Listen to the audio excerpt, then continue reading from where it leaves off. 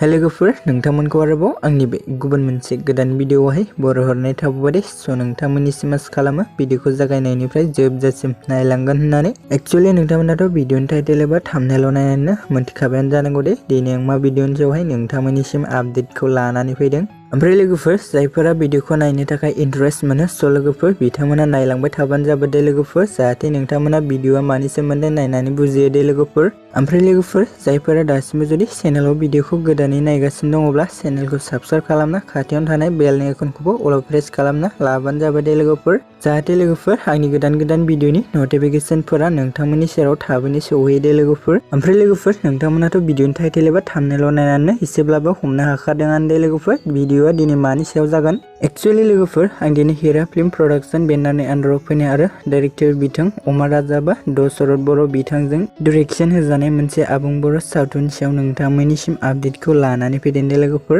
Actually लोगोफोर जोंहा रेगा प्रडाक्शन इउटुब चेनेला संदान आबुं बर' सावथुननि अफिसियेल ट्रेलारखौ सानथामसो सिगां रिलिज खालामना होबाय दे लोगोफोर। स' लोगोफोर जायफोरा दासिमबो जुदि बे संदान आबुं बर' सावथुननि अफिसियेल ट्रेलार भिडिअखौ नायाखै अब्ला नोंथांमोना रेगा प्रडाक्शन इउटुब चेनेलाव थांनानै नायहैबानो जाबाय दे लोगोफोर। आरो लोगोफोर जायफोरा नायखांबाय भिडिअआ माबायदि जादों कमेन्टनि गेजेरजों फोरमायहरबानो जाबाय दे लोगोफोर। एक्चुअली लोगोफोर जोंहा बे संदान आबुं बर' सावथुननि स्ट'रिखौ होदोंमोन जतीन्द्रनाथ बर' आरो लोगोफोर स्क्रिप्टखौ होदों सोमदोन आरो अमा राजा दे लोगोफोर।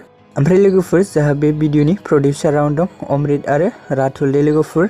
ओमफ्राय लोगोफोर बे संदान आबुं बर' सावथुननि DOPखौ खालामदों जोंहा नायस्रां गयारि आरो नेरसोन नार्जारि दे लोगोफोर। ओमफ्राय लोगोफोर जों बे संदान आबुं बर' सावथुनावनो गुबैयै जों फाव खालामनायखौ नुनो मोन्दों दिनेश, अनसुमै, मिजिं, हिरा, मेबला, सिखारि, प्रदीप, प्रिया, बाबुल आरो लोगोफोर जों बे भिडिअआव गोबां गोजाम आरो गोदान आर्टिस्टफोरनि फाव खालामनायखौ नुनो मोन्दों दे लोगोफोर। स' लोगोफोर बिदिब्ला दिनैनि भिडिअआ बेखिनियानोमोन दे लोगोफोर। स' नोंथांमोननिसिम आसा खालामो भिडिअखौ नायनानै मोजां मोनबाय। भिडिअखौ जुदि नायनानै मोजां मोनदोंब्ला अननानै चेनेलखौ साबस्क्राइब, भिडिअखौ लाइक आरो कमेन्ट खालामनो दाबो दे लोगोफोर। द' लोगोफोर जायफोरा दासिमबो जुदि बे संदान आबुं बर' सावथुननि अफिसियेल ट्रेलार भिडिअखौ नायाखै अब्ला नोंथांमोना रेगा प्रडाक्शन इउटुब चेनेलाव थांनानै नायहैबानो जाबाय दे लोगोफोर। ओमफ्राय लोगोफोर जायफोरा गामि बायदि फुजा मेलाफोराव देखायनो थाखाय नोंथांमोना दानिफ्रायनो बुकिंबो खालामनो हाखासिगोन दे लोगोफोर। स' लोगोफोर भिडिअखौ बेखिनिसिम नायनायनि थाखाय नोंथांमोननिसिम रोजा रोजा साबायखर थाबाय दे। गोजोन्थों आरो लोगो मोनबावगोन माखासे गुबुन भिडिअफोरजों।